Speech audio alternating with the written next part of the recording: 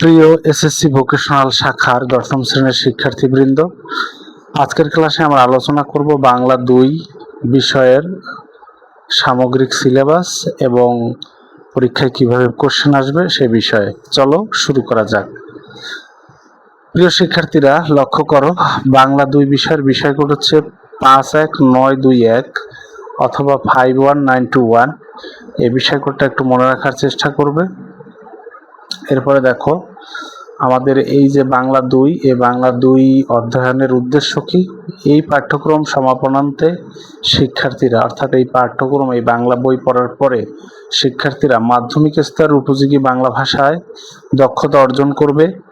তারপরে হচ্ছে বাংলা ভাষা শিক্ষার 4টি দক্ষতা। 4টা দক্ষতা হচ্ছে শোনা, বলা, পড়া, লেখা। এই 4টি দক্ষতা এর যোগ্যতা অর্জন করবে। তারপরে 3 নম্বরে হচ্ছে বাস্তব জীবনে ও ব্যবহারিক ক্ষেত্রে বাংলা ভাষা যথাযথভাবে প্রয়োগ করতে পারবে। এরপরে দেখো, জাতীয় চেতনা, দেশপ্রেম, শ্রমের প্রতি মর্যাদাবোধ, নীতি ও মূল্যবোধের উন্নতি সাধন করতে পারবে। আশা করি বুঝতে পেরেছে যে বাংলা বই পড়লে তোমাদের কি লাভ। তোমাদের এই বই পড়ার পরে তোমরা কি, এই পাঠ্যক্রম সমাপনান্তে তোমরা কি বিষয় শিখতে পারবে। আশা করি সবাই বুঝতে পেরেছো। এরপরে দেখো, বাংলা ভাষা শেখার 4টি দক্ষতা অর্জন আছে। 4টা দক্ষতা নিয়ে একটু বিস্তারিত আলোচনা করা আছে। দেখো, 1 নম্বর হচ্ছে শোনা। কি শুনবে? মনোযোগ দিয়ে কোনো নির্দেশ, প্রশ্ন, বিবৃতি ইত্যাদি শুনে বুঝতে পারবে এবং সামাজিক মত বিনিময়ে সক্রিয়ভাবে অংশগ্রহণ করতে পারবে। এরপরে দেখো, সংক্ষিপ্ত আলোচনা করতে এবং শুদ্ধ ও স্পষ্টভাবে প্রশ্ন উত্তর দিতে সক্ষম হবে। তারপরে দেখো, বিভিন্ন প্রকার নির্দেশ শুনে তা পালন করতে পারবে। তাহলে এটা হচ্ছে শোনা। এরপরে হচ্ছে তোমার 4টা দক্ষতার 2 নম্বর দক্ষতা হচ্ছে বলা। বলার ক্ষেত্রে কি কি শিখতে পারবে? শুদ্ধ ও স্পষ্টভাবে পরিচিত ঘটনা ও বস্তু সম্পর্কে প্রশ্ন জিজ্ঞাসা করতে এবং উত্তর দিতে পারবে। এরপরে হচ্ছে প্রশ্নোত্তরের মাধ্যমে তথ্যাদি সংগ্রহ করতে পারবে। এবং সর্বশেষে আছে দেখো, বলার বিভিন্ন সামাজিক পরিবেশে কথোপকথনে অংশগ্রহণ করতে পারবে। এই 3টা বিষয়, এই যে 4টা দক্ষতা শোনা, বলা, পড়া, লেখা, তার 2 নম্বর দক্ষতা বলায়, এই 3টি বিষয় তোমরা শিখতে পারবে। এরপরে দেখো, 3য় নম্বর দক্ষতা। 3য় নম্বর দক্ষতায় আছে কি? দেখো, পড়া। 3য় নম্বর দক্ষতায় কি আছে? পড়া। মাধ্যমিক পর্যায়ে বাংলা পাঠ্যপুস্তক পড়তে পারবে এবং নির্ধারিত পাঠ হতে মূল বিষয় অনুধাবন করতে পারবে। তাহলে পড়লে, এই বইটা পড়লে কি শিখতে পারবে? মাধ্যমিক পর্যায়ে বাংলা পাঠ্যপুস্তক তুমি পড়তে পারবে এবং নির্ধারিত পাঠ হতে মূল বিষয় অনুধাবন করতে পারবে। আশা করি বুঝতে পেরেছো। এরপরে দেখো, লেখা। এখন এই লেখার বিষয় কি বলা আছে? লেখায় বলা আছে সংকেত বা সূত্র হতে অনুচ্ছেদ রচনা করতে পারবে এবং দৈনন্দিন জীবনের নির্দেশিত বিভিন্ন পরিবেশ, মানুষ ও ঘটনা সম্পর্কে ছোট ছোট অনুচ্ছেদ লিখতে পারবে। আশা করি সবাই বুঝতে পেরেছ। এরপরে দেখো, দক্ষতা অর্জন কার্যক্রম। তুমি দক্ষতা অর্জনের জন্য কি কি কার্যক্রমে অংশগ্রহণ করবে এখানে দেওয়া আছে। দেখো, অভিবাদন করতে পারবে এবং নিজের পরিচয় দিতে পারবে। এই দক্ষতাটা তোমরা শিখতে পারবে এই বাংলা 2 বই অধ্যয়নের মাধ্যমে, পড়ার মাধ্যমে তোমরা অভিবাদন করতে পারবে এবং নিজের পরিচয় দিতে পারবে। এরপরে হচ্ছে অনুমতি গ্রহণের জন্য অনুরোধ করতে শিখবে। একজন মানুষের কাছে বা কারো কাছে তুমি কোনো কিছু অনুমতি গ্রহণ করার জন্য অনুরোধটা কিভাবে করবা, এটাও একটা শেখার বিষয় আছে। এই শেখার বিষয়টা এই বাংলা বই অধ্যয়নের মাধ্যমে শিখতে পারবে। তারপরে দেখো, বিভিন্ন পরিস্থিতিতে উপদেশ, নির্দেশ ও সাহায্য করতেও নিতে পারবে। বিভিন্ন পরিস্থিতিতে তুমি উপদেশ দিতে পারবে, নির্দেশ দিতে পারবে এবং সাহায্য করতে পারবে এবং সাহায্য নিতেও পারবে। আশা করি বুঝতে পেরেছ। এরপরে দেখো, যে কোনো পরিস্থিতির সম্ভাবনা এবং নিশ্চয়তা সম্পর্কে ধারণা দিতে পারবে। নেক্সটে দেখো, নিজের যোগ্যতা ও প্রয়োজনীয়তা প্রতিষ্ঠিত করতে পারবে। একই সাথে বাধ্যবাধকতা ও সীমাবদ্ধতা সম্পর্কে বলতে পারবে। নিজের যে যোগ্যতা আছে এবং প্রয়োজনীয়তা প্রতিষ্ঠিত করতে পারবে, একই সাথে বাধ্যবাধকতা ও সীমাবদ্ধতা সম্পর্কে বলতে পারবে। এরপরে দেখো, দক্ষতা অর্জন কার্যক্রমের সর্বশেষে কি রয়েছে? বর্তমান, অতীত এবং ভবিষ্যৎ সম্পর্কে ধারণা দিতে পারবে। বর্তমান, ভবিষ্যৎ এবং অতীত, এই 3টা যে সময়, বর্তমান, অতীত, ভবিষ্যৎ সম্পর্কে তুমি ধারণা দিতে পারবে। তাহলে বাংলা 2 বইটি পড়ার কিন্তু অনেক উপকারিতা আছে। এরপর দেখো কিভাবে যোগ্যতাগুলো অর্জন হবে। বিদ্যালয় প্রাঙ্গণ, শ্রেণীকক্ষ বা যে কোনো সামাজিক পরিবেশে অভিবাদন বিনিময় করবে। বিদ্যালয়ের প্রাঙ্গণে হতে পারে, শ্রেণীকক্ষে হতে পারে, তোমার সহপাঠীদের সাথে হতে পারে, বা যে কোনো সামাজিক পরিবেশে অভিবাদন বিনিময় করবে। এরপরে দেখো অপরিচিত ব্যক্তির পরিচয় নিবে। যদি কোনো ব্যক্তি অপরিচিত থাকে তার সাথে কথা বলবে, অপরিচিত ব্যক্তির পরিচয় নিবে এবং নিজেই নিজের পরিচয় দিবে। তাহলে অপরিচিত ব্যক্তির কি করবে, পরিচয় দিবে এবং তোমার নিজের পরিচয় তুমি নিজেই দিবে। আমরা কি করি, অপরিচিত ব্যক্তি হলে কথা বলি না, এটা কিন্তু ঠিক না। কি করতে হবে, অপরিচিত ব্যক্তির পরিচয় তুমি নিবে এবং তোমার নিজের পরিচয় তুমি নিজে দিবে। এরপরে দেখো ট্রেন, লঞ্চ, বাস ইত্যাদির সময়সূচি, কখন ট্রেন ছাড়বে, কখন লঞ্চ, কখন বাস, এই সময়সূচি এবং বাজার, হাসপাতাল, চায়ের দোকান, পোস্ট অফিস ইত্যাদির অবস্থা সম্পর্কে ধারণা দিতে পারবে। আশা করি সবাই বুঝতে পেরেছো। তাইলে এই যে বাংলা 2 বইটি পড়লে তোমার অনেক লাভ আছে। বাংলা বই এসএসসি ভোকেশনাল শিক্ষাক্রমের পাঠ্যসূচিতে 10ম শ্রেণীতে বাংলা 2 বিষয় কোড হচ্ছে 51921। এই বইটি অ্যাড করার কিন্তু অনেক উপকারিতা আছে। অর্থাৎ তুমি 4টা দক্ষতা অর্জন করতে পারবে এবং দক্ষতা অর্জনে কি কি কার্যক্রম নিবে এবং কিভাবে যোগ্যতাগুলো তুমি অর্জন করবে সে বিষয়ে কিন্তু এই বাংলা বইটি এইভাবেই সাজানো আছে। আশা করি বুঝতে পেরেছো। এরপরে দেখো তোমাদের সিলেবাসটা নিয়ে একটু কথা বলি। দেখো এখানে তোমাদের গদ্য বইয়ের বাংলা যে বোর্ড বই আছে অথবা তোমাদের নোট গাইড আছে, যে কোনোটাতে দাগায় নিতে পারো। তোমাদের সকল গদ্য পড়তে হবে না। তোমাদের কোন কোন গদ্য পড়তে হবে, এই যে আমি যে গদ্যগুলোর কথা বলতেছি এই গদ্য কয়টা তোমরা পড়বা, ঠিক আছে। দেখো 1 নম্বরে গদ্য আছে বই পড়া, লিখেছেন কে, প্রমথ চৌধুরী, অর্থাৎ প্রমথ চৌধুরীর বই পড়া গদ্যটি পড়বা। এরপর আছে মাটির ভেপু, এটা লিখেছেন বিভূতি ভূষণ বন্দ্যোপাধ্যায়, এইটা পড়বা। এরপরে দেখো 3 নম্বর মানুষ মোহাম্মদ সাল্লাল্লাহু সাল্লাম, এই লিখেছেন কে, মোহাম্মদ ওয়াজেদ আলী, এই গদ্যটি পড়বে।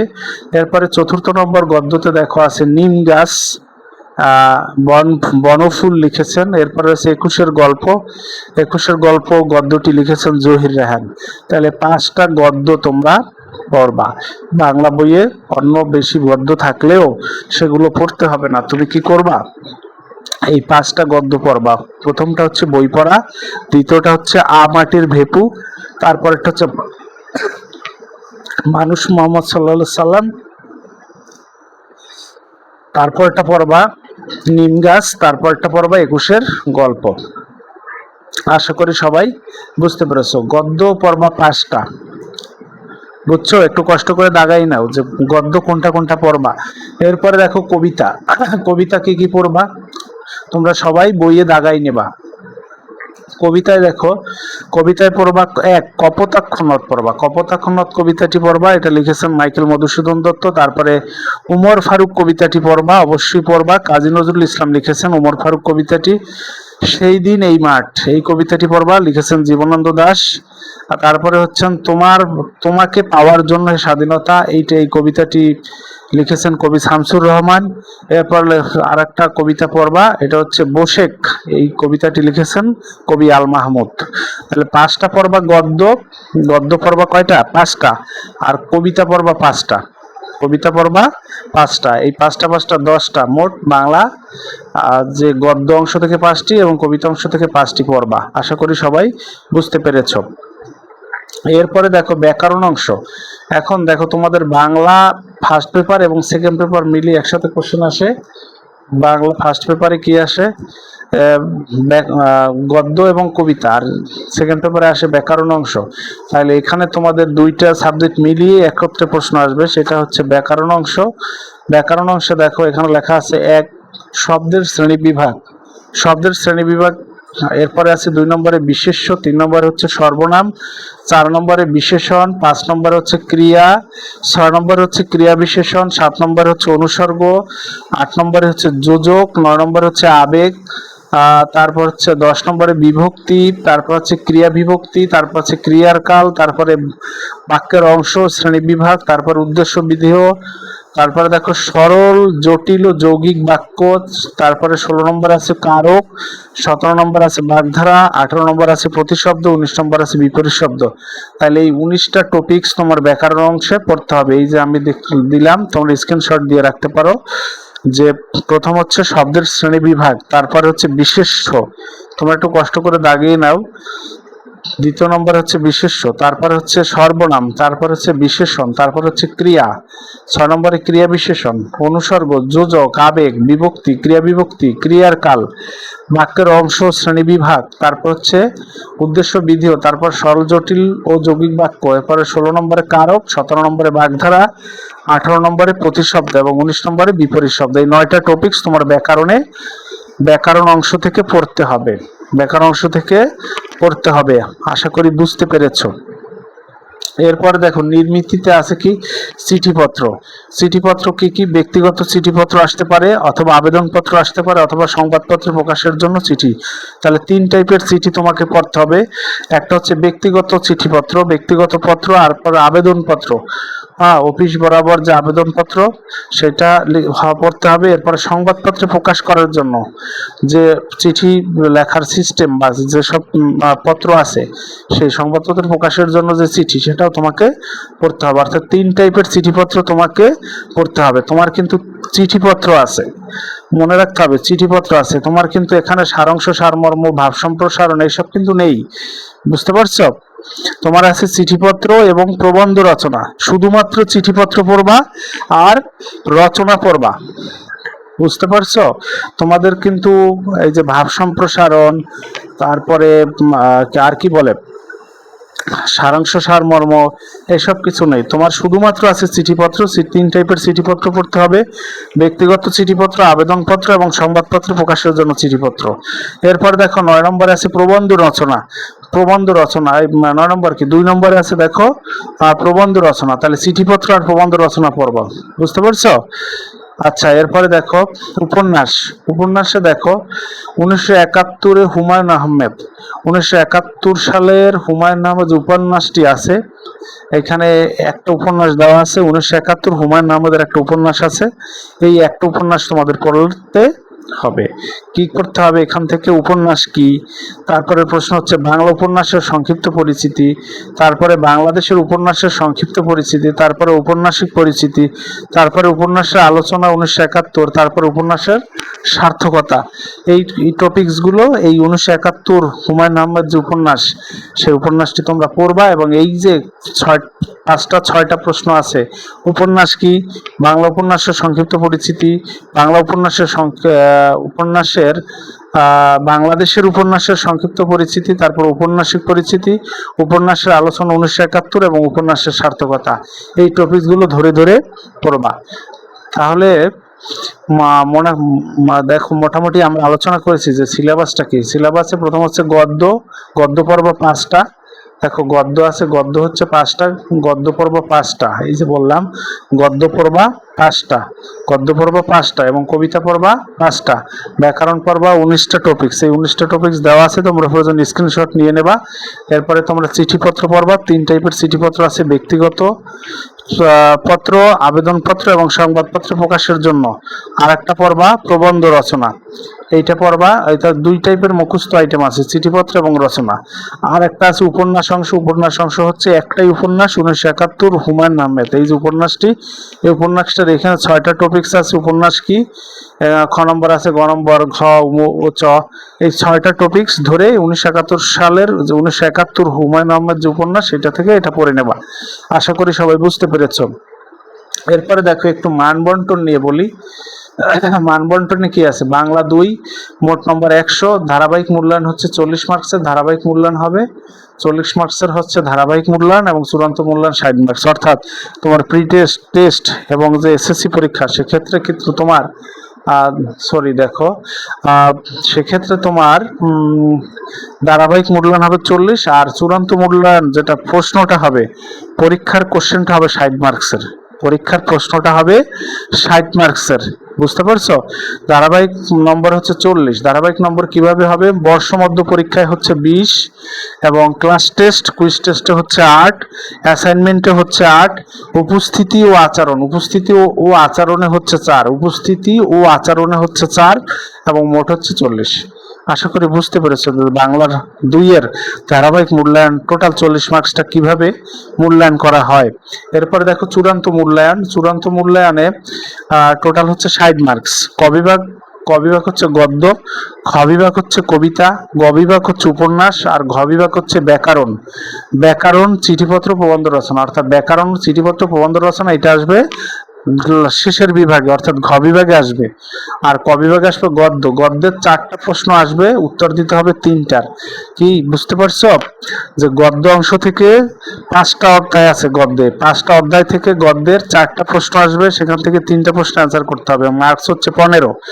এরপরে খ বিভাগ কবিতা, 5টা কবিতা পড়তে বলেছি পাশে, যেটা তোমাদের সিলেবাসে আছে। এই 5টা কবিতা থেকে তোমার 4টা প্রশ্ন আসবে, 4টা প্রশ্ন থেকে 3টা প্রশ্ন অ্যান্সার করতে হবে, এখানে মার্কস হচ্ছে 15। তারপর গ বিভাগ, গ বিভাগ হচ্ছে উপন্যাস, উপন্যাসে 2টা প্রশ্ন আসবে, উপন্যাস থেকে একটা মাত্র উপন্যাস আছে 1971 হুমায়ুন আহমেদ, এই যে উপন্যাসটি, এই উপন্যাসটি পড়বা। এই উপন্যাস থেকে 2টি প্রশ্ন আসবে, 2টি প্রশ্ন থেকে একটা প্রশ্নের অ্যান্সার করতে হবে। এরপর দেখো গ বিভাগ ব্যাকরণ অংশ, ব্যাকরণ অংশে 6টা প্রশ্ন আসবে, 19টা টপিকস আছে। আর ব্যাকরণের কয়টা টপিকস? মোট 19টা টপিকস। এই 19টা টপিকস থেকে 6টি কোশ্চেন আসবে ব্যাকরণে, 6টার মধ্যে 4টা প্রশ্নের অ্যান্সার দিতে হবে এবং 4টার মার্কস হচ্ছে এক একটার মার্কস 2.5 করে, টোটাল মার্কস হচ্ছে 10। তারপর চিঠিপত্র, 2টা চিঠিপত্র আসবে, 2টা চিঠিপত্র হতে একটা, যে কোনো একটা চিঠিপত্র লিখলেই হবে। 2টা চিঠিপত্র আসবে, সেখান থেকে একটার অ্যান্সার করলেই হবে, এই একটার চিঠিপত্র মার্কস হচ্ছে 5। এরপরে প্রবন্ধ রচনা, প্রবন্ধ রচনায় হচ্ছে 3টি প্রবন্ধ রচনা আসবে, অর্থাৎ রচনা আসবে তোমার 3টা রচনা আসবে, সেখান থেকে তুমি যে কোনো একটা রচনা লিখবে, আর একটা রচনায় মার্কস হচ্ছে 10। আশা করি সবাই বুঝতে পেরেছো। আর এই যে সৃজনশীল প্রশ্নের নম্বর বিন্যাস, অন্যান্য সাবজেক্টেও কিন্তু এটা অলরেডি বলে দিয়েছে যে ক নম্বর সৃজনশীল প্রশ্নের ক নম্বর হচ্ছে জ্ঞানমূলক, খ নম্বর হচ্ছে অনুধাবনমূলক, আর গ নম্বর হচ্ছে প্রয়োগ, এবং ঘ নম্বর হচ্ছে উচ্চতর দক্ষতা। এই টোটাল ক নম্বরে মার্কস হচ্ছে 0.5, খ নম্বরে হচ্ছে 1 মার্ক, এবং গ নম্বরে মার্কস হচ্ছে 1.5, এরপরে ঘ নম্বরে মার্কস হচ্ছে 2, টোটাল মার্কস হচ্ছে 5। তাহলে আশা করি সবাই বুঝতে পেরেছো। এই হচ্ছে তোমার সৃজনশীল প্রশ্নের মান বন্টন এবং চূড়ান্ত মূল্যায়ন 60 মার্কস, যে পরীক্ষায় 60 মার্কসের কোশ্চেন হয়, সেই 60 মার্কসের নম্বর বন্টন দিয়ে রাখলাম, প্রয়োজনে তোমরা একটু কষ্ট করে স্ক্রিনশট দিয়ে নিবা। আর এরপরে হচ্ছে ধারাবাহিক মূল্যায়নে 40। ধারাবাহিক মূল্যায়ন কিভাবে হয় সেটা বললাম, যে বর্ষের মধ্যে 20 মার্কস, ক্লাস টেস্ট কুইজ টেস্টে হচ্ছে 40 মার্কস, ক্লাস টেস্ট কুইজে 8 মার্কস, সরি আমি 40 মার্কস বলে ফেলছি। এরপর দেখো অ্যাসাইনমেন্ট হচ্ছে 8 মার্কস এবং উপস্থিত আচরণে 4 মার্কস, মোট হচ্ছে 40 মার্কস। আশা করি সবাই বুঝতে পেরেছো। তো সবাইকে এতক্ষণ সাথে থাকার জন্য ধন্যবাদ জানাচ্ছি, এবং তোমরা এই সিলেবাস ফলো করে, সিলেবাসটা যেভাবে আছে এইভাবে তোমরা পরীক্ষার প্রস্তুতি নাও। আশা করি তোমাদের ফলাফল ভালো হবে এবং তোমরা ভবিষ্যৎ তোমাদের আর উত্তরোত্তর উন্নতি সাধিত হবে। তো সবাইকে সাথে থাকার জন্য ধন্যবাদ জানাচ্ছি, সবাইকে ধন্যবাদ।